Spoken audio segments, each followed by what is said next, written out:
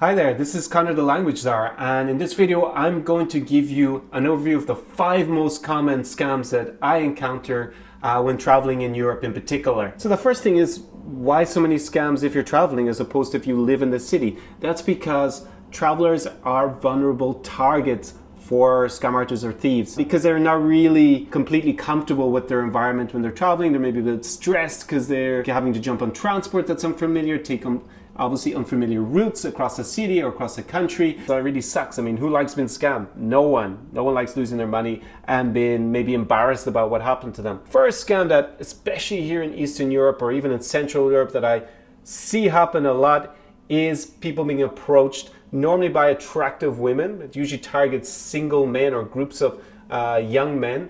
And it goes in normally 2 forms. One is that they're approached on the street. Number 2, that they're really kind of approached via dating apps when they make obviously a step themselves because they're on a dating app. So that could be something like Tinder or maybe a website.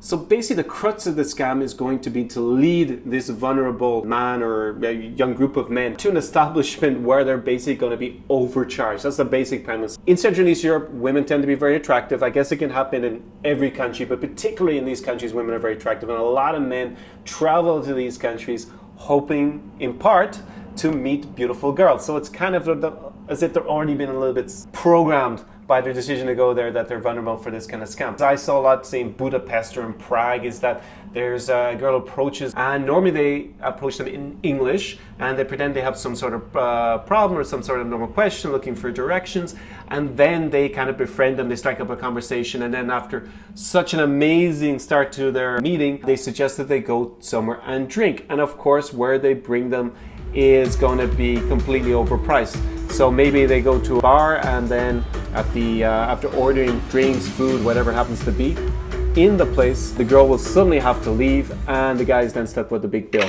And of course, all these places are protected by large bouncers who will come over and then ensure that you pay up. Another way that seems new, because technology has moved on a little bit, and has allowed more opportunities to meet people, which is great, but it can also allow scammers a good opportunity to get introduced to you. That's dating apps. So things like Tinder are very popular amongst single travelers because, you know, if you don't have a network in a city, then yeah, it can be tricky to meet people. It's at least harder. So a dating app like Tinder can really fill the void there. One way is, of course, that you meet someone over Tinder and they do basically the same thing. They suggest meeting somewhere, maybe directly in a restaurant or a club, or they just meet the victim and then bring them there. And then at the end, of course, they're completely overcharged. And I saw this happen in Eastern Europe, in Odessa. I met a Portuguese guy. He told me that's basically what happened to him, that they had ordered some champagne and some seafood platter, but in the end, the bill came and it was enormous. It was something like 300 euros, and the bill should have been,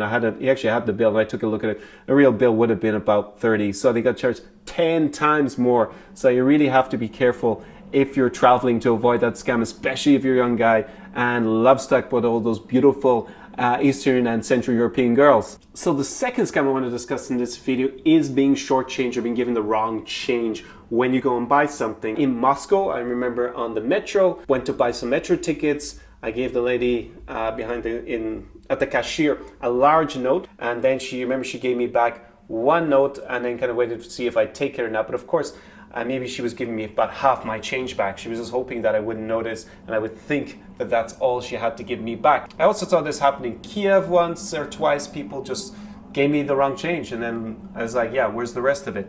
So you really have to just be aware of the currency where you are, because I mean, here it's going to be hryvnia. If you're not really familiar with the exchange rate, or maybe the banknotes themselves, what the currency looks like, then you leave yourself more open if you're being rushed or if someone is kind of pressurizing into accepting change, not to really understand that they're not giving you the full value that they should be.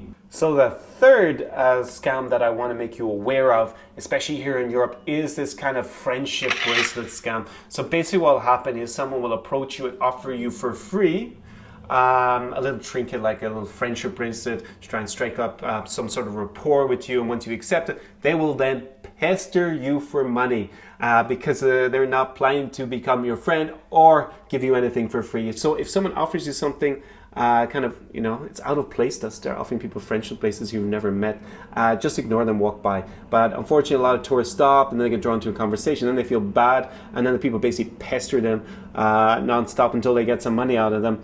They may also try and pickpocket you, I guess. So when people approach you, walk on unless you have a good reason to stop and talk to them. So the fourth scam I want to make you aware of is wrong orders, just receiving the wrong item after you've ordered it. And of course, that's invariably going to be something that's a lot more expensive. So it's not that you get, you know, overcharged in the sense that they just rip you off and charge you 10 times the price of something should be worth. They actually bring you something else. And I saw this happen in Odessa in the south of Ukraine by the seaside to a friend. He ordered a bottle of champagne, and they brought a bottle to him and said, yeah, that bottle that you ordered is not available, but here's another bottle. Is that okay with you? And of course, he just glanced at it and said, yes, that bottle of champagne was more than 10 times more expensive.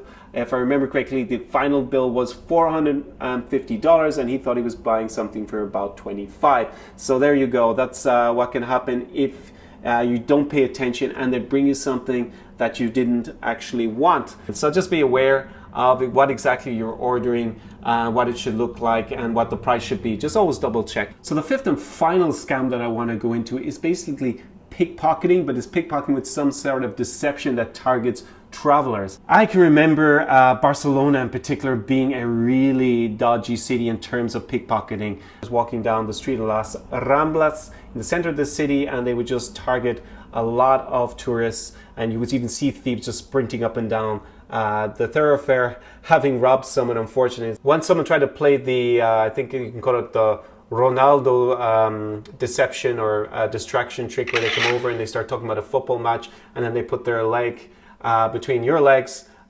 claiming that, yeah, they're trying to show you exactly a football trick. It's just a deception. Their buddies are going to come behind you and grab your wallet while you're not paying attention. So another variation on these pickpocket distraction scams was played on a friend of mine when we were in Italy, when we were in Bologna in Italy.